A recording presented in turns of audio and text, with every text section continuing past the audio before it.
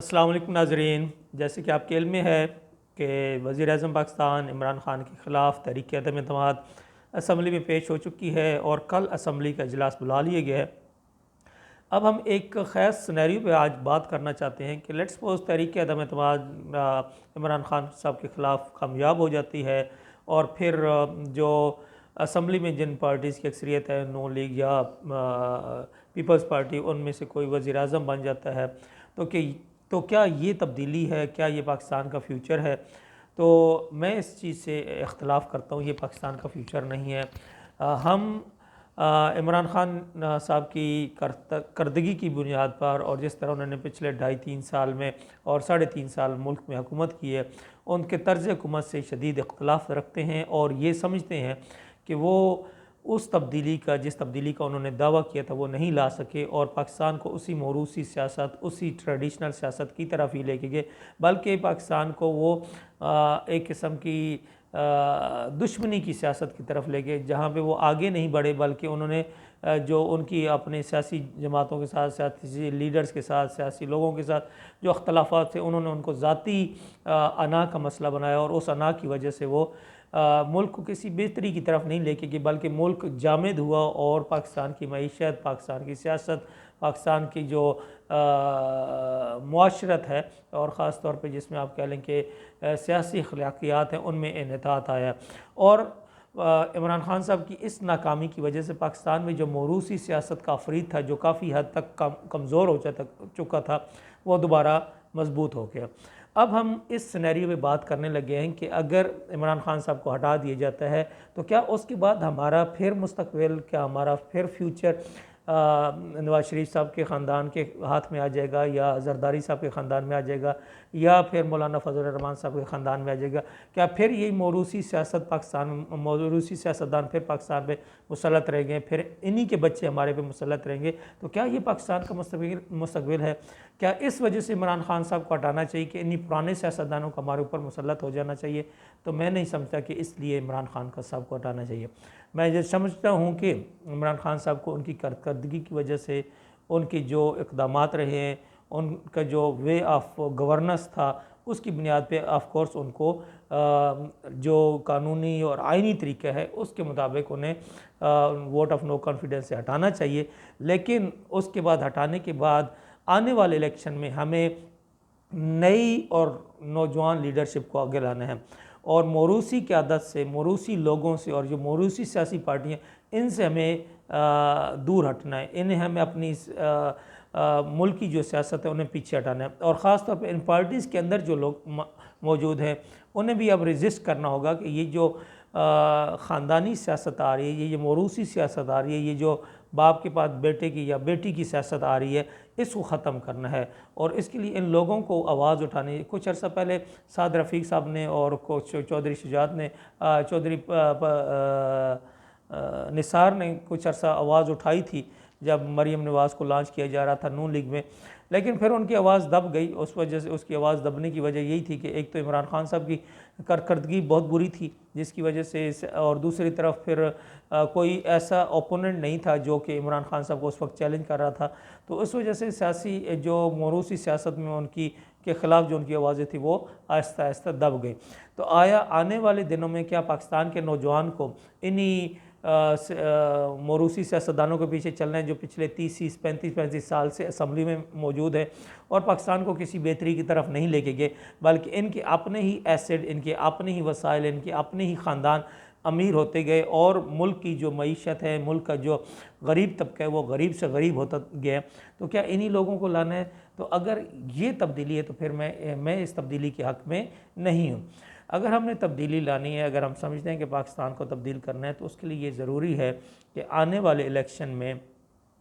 जो नौजवान तबका है मुल्क का, जो मिडिल क्लास है, जो लोअर मिडिल क्लास है, उसके नौजवान आगे खुद आएँ और इलेक्शन के अंदर हिस्सा लें, इलेक्शन कॉन्टेस्ट करें। वो कोशिश करें कि मुख्तलिफ़ सियासी जो पॉलिटिकल पार्टीज़ हैं उनके अंदर की पोजीशन पे जाएं, उनके अंदर शामिल हैं और उनसे ये मुतालबा करें कि हमें आप अपना टिकट दें ताकि वो नेशनल असम्बली के और प्रोविंशियल असम्बली के इलेक्शन लड़ सकें। इसी तरह से नौजवान अगर ख़ुद इलेक्शन नहीं लड़ना चाहते तो फिर अपने तबके के लोगों को आगे लाएं और उनके साथ उनको सपोर्ट करें, उनकी कैंपेन करें, क्योंकि इलेक्शन बेसिकली ये समझा जाता है कि ये अमीरों का खेल है, ये अमारत का, दौलत का और क्या कहते हैं वसाइल का खेल है। लेकिन अगर देखा जाए, अगर ये मिडिल क्लास और लोअर मिडिल क्लास मिल जाए और ये तहिया कर ले कि हमने तब्दीली लानी है और हमने मौरूसी सियासत को, दौलत की सियासत को, सरमाए की सियासत को, वसाइल की सियासत को दफन करना है और इस बुनियाद पे वोट नहीं देना, तो एक शख्स जो मिडिल क्लास से, लोअर मिडिल क्लास से ताल्लुक़ रखता है, वो महदूद वसाइल के अंदर इलेक्शन लड़ भी सकता है और इलेक्शन लड़ के कॉन्टेस्ट करके असम्बली के अंदर जा भी सकता है। और इसकी बहुत सारी मिसालें मौजूद हैं। पाकिस्तान की असम्बली में कई ऐसे लोग गए हैं जो मिडिल क्लास से, लोअर मिडिल क्लास से थे, जो मुख्तलिफ़ ऐसे इलाकों से आए जहाँ पे मालो दौलत की बुनियाद की बजाय करदगी पे या जमाती बुनियाद पे वोट दिए गए, तो वो लोग भी मिडिल क्लास से, लोअर मिडिल क्लास से उठ के ऊपर आए।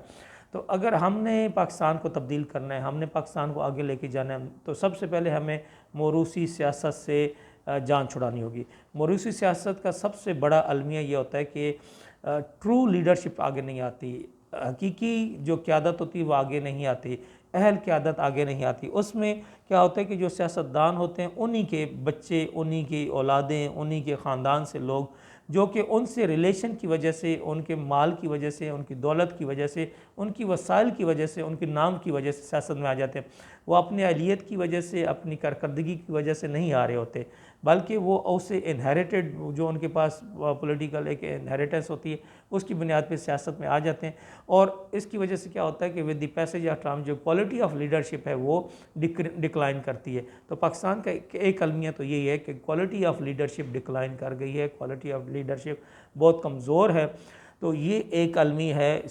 मौरूसी सियासत का। फिर दूसरा मौरूसी सियासत का अलमिया ये आता है कि करप्शन बढ़ती है, लोग इन्हीं, और साथ साथ एक आप कह लें कि स्लेवरी ऑफ मुख्तलिफ़ जो पॉलिटिकल पार्टीज़ की जो ग़ुलामी है, क्योंकि टिकट उन्हीं से लेना है। मुख्तलिफ़ सियासी पार्टियों पे मुख्तलिफ़ जो सियासी ख़ानदान होते हैं उन्हीं की बादशाहत होती है, उन्हीं का एक तसल्लुत होता है। अब उनसे टिकट लेने के लिए उन्हीं के फिर नीचे लगना पड़ता है। उनकी आप जब तक हाँ में हाँ नहीं मिलाते, उनके साथ उनकी क्या कहते हैं कि चापलूसी नहीं करते, उनको वसाइल मुहैया नहीं करते, उनको पार्टी के नाम पे फंडिंग नहीं करते, तो आपका टिकट नहीं मिलता। तो क्या होता है कि आपकी फिर इंडिपेंडेंट राय नहीं रहती। और ऐसी जब ये मौरूसी सियासी पार्टियां जिस तरह पाकिस्तान में बनी हुई हैं, तो इनमें एक डिक्टेटरशिप होती है जिसमें इख्तलाफ राय को पसंद नहीं किया जाता है। जो शख्स इख्तलाफ राय करता है, जो कोई डिफरेंट ओपिनियन देता है, तो उसे साइड लाइन कर दिया जाता है। तो ये भी एक अलमी है कि पाकिस्तान में, और टिकट लेने के लिए मुख्तलिफ करप्ट प्रैक्टिसेस, रिलेशनशिप, नेपोटिज़म या ब्राइबरी, ये मामला यूज़ होते हैं। और जब लाजिम बात है कि एक शख्स जब ब्राइबरी या नेपोटिज़म या मुख्तलिफ इलीगल वे यूज़ करके टिकट लेता है, तो और अगर वो इलेक्शन जीत जाता है, तो फिर उसका मतमा नज़र भी ये होता है कि उसने वसाइल इकट्ठे करने होते हैं। तो इस वजह से पाकिस्तान को अगर हमने तब्दील करना है, तो पाकिस्तान को ईमानदार, दयानतदार, काबिल और अहल लोगों की क़यादत चाहिए। और कोशिश करें कि ऐसे लोग हैं जो मिडिल क्लास से, लोअर मिडिल क्लास से हों, और जो उनको पता हो कि लोअर मिडिल क्लास के मसाइल के हैं, और वो उनके मसाइल का दर्द रखते हैं, उनके मसाइल को हल करने का जज्बा रखते हैं और उसकी अहलियत भी रखते हो। सिर्फ जज्बा ना रखते हो, बल्कि अहलियत भी, उनको आइडिया हो, उनके पास कोई विजन हो कि ये मसाइल हैं तो इन मसाइल का क्या हल है। तो पाकिस्तान उस वक्त तब्दील होगा जब पाकिस्तान को एक विजनरी और मोटिवेटेड, दयानतदार, ऑनेस्ट और एबल, काबिल क़यादत मिलेगी। और जब तक ये मौरूसी सियासी जो सियासत है, इससे हम छुटकारा नहीं हासिल करेंगे। और उसका बेहतरीन तरीका यही है कि नौजवान ख़ुद आगे बढ़े, दूसरे सियासी पार्टियों के, दूसरी सियासतदानों के पीछे ना चले, उनकी ग़ुलामी, उनकी ज़हनी ग़ुलामी ना करें, उनकी पैरवी ना करें, बल्कि ख़ुद अपनी अहलियत, अपनी एबिलिटीज़ पर भरोसा करते हुए आगे आके इलेक्शन लड़े, इलेक्शन में आगे आए, कौमी असम्बली में जाएँ, नेशनल असम्बलीज़ में जाएँ। और वहाँ पे देखिए, मैं एक और बात करता हूँ कि ये जो हमारी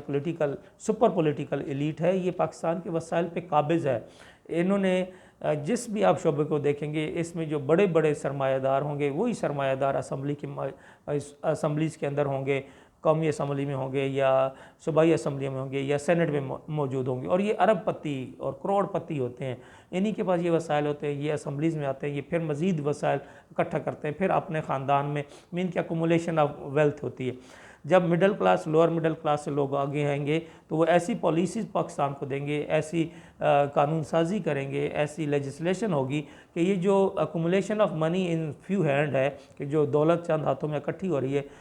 जो कवानीन ऐसे हैं, तो वो क्या होगी कि दौलत की मुनसिफाना तकसीम होगी माशरे में, और मुल्क को जब दौलत की मुनसिफाना तकसीम होगी, मुख्तलिफ़ तबक़ात को, पिछड़े हुए तबक़ात को भी पाकिस्तान में कारोबार के मौके मिलेंगे, उनको रोज़गार के मौके मिलेंगे, तो पाकिस्तान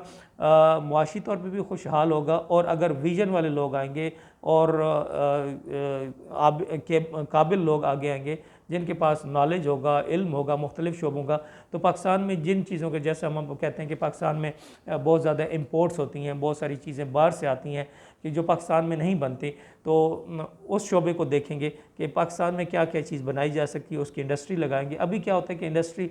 कुछ इंडस्ट्रियलिस्ट हैं वही उस इंडस्ट्री पे काबिज होते हैं, तो इसको डिसेंट्रलाइज करेंगे और मुख्तलिफ़ छोटी छोटी कॉटेज इंडस्ट्री जैसे कहा जाता है उस पर वर्किंग करेंगे। इसी तरह से पाकिस्तान की एक्सपोर्ट को बढ़ाने के लिए देखा जाएगा कि कौन सी ऐसी मार्केट्स हैं, किस मार्केट में किस चीज़ की ज़रूरत है, उसके हिसाब से। तो ये बहुत सारे मामलात हैं। इसी तरह से पाकिस्तान का दिफा का शोबा है कि कौन कौन सी चीज़ें हम बाहर से मंगा रहे हैं दिफा के मामलात में। बहुत सारे मामलात हैं जहाँ पे पाकिस्तान दिफाई तौर पे ख़ुद कफ़ील हो चुका है, लेकिन अभी बहुत सारी चीज़ें ऐसी जो अभी तक हम इंपोर्ट करते हैं और बहुत सारा पाकिस्तान का ज़र मुबादला बाहर लगता है। इसी तरह फिर पाकिस्तान का तालीम का शोबा है जो कि इस वक्त बिल्कुल बदहाली का शिकार है, और तालीम सिर्फ इस वक्त एक कारोबार, प्राइवेट कारोबार बन चुका है। इस शोबे में इस कारोबार को फिर दोबारा जो एक्चुअल तालीम और मकसद की तरफ लाया जाएगा। इसी तरह पाकिस्तान में जो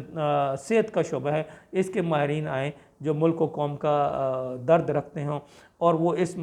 शोबे में भी दोबारा इनकलाबी तब्दीलियाँ लाएँ, और इस शोबे को भी सिर्फ बिज़नेस बेस ना हो बल्कि ये जो है ना इंसानियत की फ़लाह और इंसानियत की खिदमत के जज्बे के तहत एक शोबा, ऐसा शोबा डेवलप करें। तो इस तरह से मुख्तलिफ़ शोबे, सनत का है, फिर उसके बाद आपकी ज़राअत है कि ऐसे लोग हैं जो ज़राअत को देखें, क्योंकि इस वक्त पाकिस्तान एक ज़राई मुल्क होने के बावजूद इसको बहुत सारी ऐसी चीज़ें हैं जैसे दालें हैं, गंदम है, कपास है, ये चीज़ें बाहर से मंगानी पड़ती हैं। क्यों? हालांकि हमारे पास वसाइल मौजूद हैं, लेकिन हम अपने वसाइल को, पानी के वसाइल को, ज़मीन के वसाइल को ज़ाया कर रहे हैं। तो ऐसे लोग आएँ जिनके पास मुख्तलिफ़ आइडियाज़ हों, विजन हों, बड़े काबिल लोग हों, हमें ज़राअत के माहिरीन लोगों को असम्बली में लेके जाएँ, हम सनत के माहिरीन लोगों को असम्बली में लेके जाएँ। इसी तरह से मुख्तलिफ़ शोबों के उन लोगों को हम middle class, lower middle class के तजर्बाकार लोगों को अपना लीडर बनाएं या अपना मेंबर बनाएं या अपना रिप्रेजेंटेटिव बना के असम्बलीज़ में भेजें कि जो एक तो लेजिस्लेशन भी करें और उनके पास कुछ विजन भी हों, अपने इलाके के लिए भी विजन हो और अपने मुल्क के लिए भी विजन हो कि पाकिस्तान के मुख्तलिफ जो मसाइल हैं उनके क्या क्या हल हो सकते हैं, जो पाकिस्तान के वसाइल हैं उनको किस तरह इफ़ेक्टिवली यूज़ किया